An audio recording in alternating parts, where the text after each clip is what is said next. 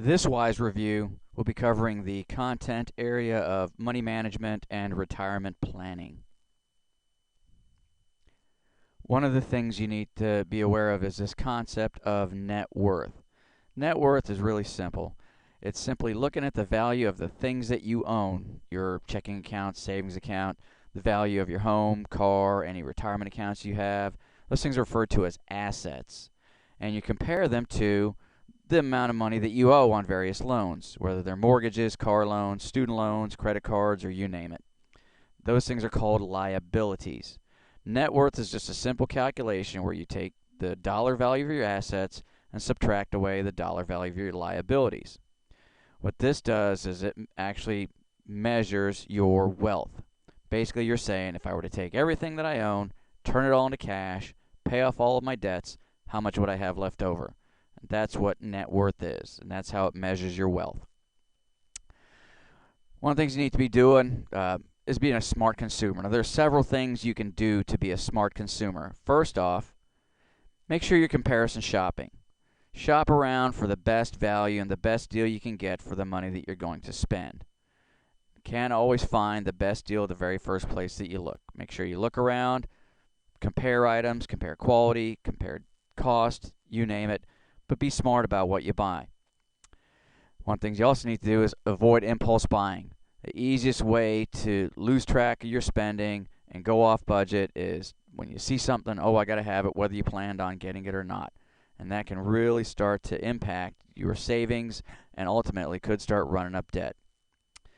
Another thing you need to keep in mind is that the cheapest thing isn't always the best. Sometimes the lowest price item may not be as good a quality and it wind up breaking or whatever, or need to be replaced, and between repair costs or buying new versions of that same item, you wind up paying more in the long run than if you would have just invested a little bit more in a higher quality item early on and been able to use that for a much longer time. Down payments can also be a smart thing to do. Getting out car loans, home loans, if you could put down a good down payment, that can lower the amount that you borrow. That'll give you a lower monthly payment and you'll save a lot in interest over the life of those loans. Also, you need a money management system. Come up with a way to keep track of your checkbook, your spending, tracking your budget, keeping an idea what's going on if you have any investments, how they're doing. Coming up with a good money management system so you can stay on top of your finances is definitely beneficial. And lastly, seek financial advice. Talk to some experts. Find out what the experts are saying. Look at their advice. Get some advice from them. It can definitely help you with your budgeting, with your long-term planning, and with setting goals for yourself financially. Retirement planning is what we're going to focus on for the rest of this module here. And really what this is getting ready for the time when you're no longer going to want to or be able to work. Normally that's in your old age. Now there is already a retirement plan in place for you through the Social Security system. Social Security Administration, you might already be familiar with this because you have money coming out of your paycheck every time you get paid that goes into a Social Security trust fund. The intent is that when you reach the age of eligibility, right now for full benefits at 67, you'll start receiving a retirement check, essentially, or money from the Social Security Administration. The thing you have to keep in mind, though, is this is not enough to cover your expenses after retirement. On average, it might cover 40% of what you need once you do retire.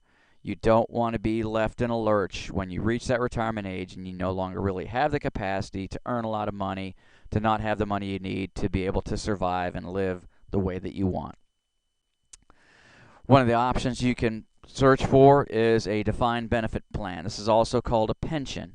And some employers, very few these days though, offer these. Here what you're doing is you're working for some organization, whether it be a government organization or a private business, and during the time you're there you're working, you're earning a paycheck, but at the same time they're paying into a pension fund.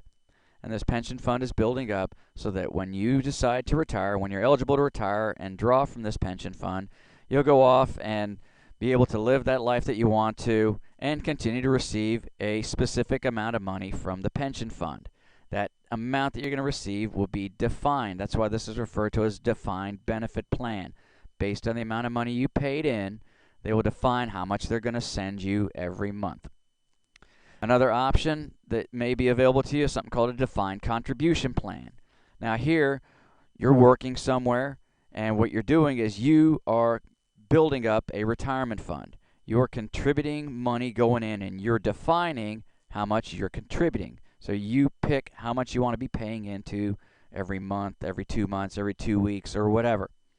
And then when you retire and you go off to live the good life, you start pulling money out of this retirement fund and living off of not only money you contributed in, but the earnings that they achieved while you had the money in there.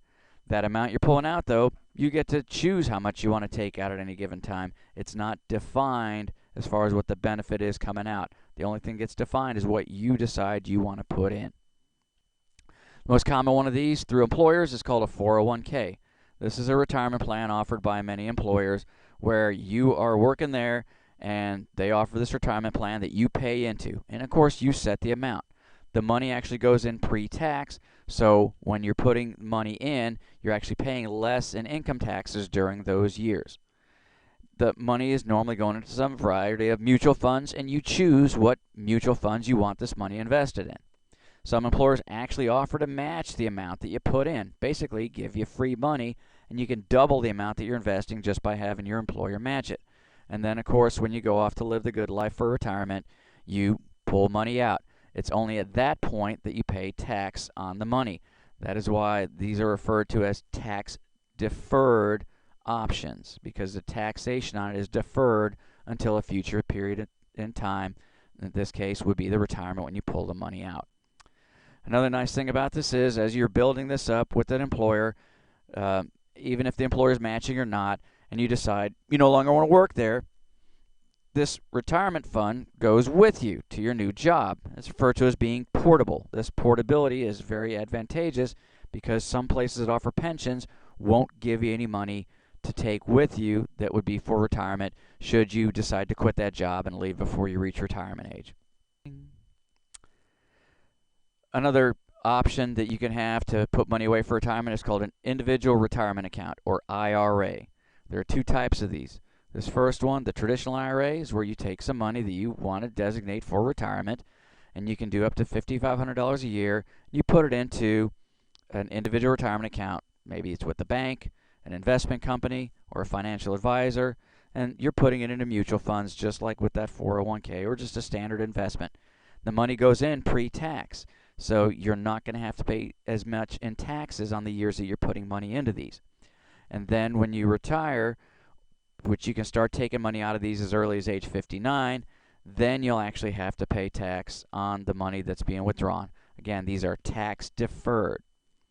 The thing you have to keep in mind with this traditional IRA is if you want to get at the money before then, you're going to pay a penalty to try to take money out before age 59.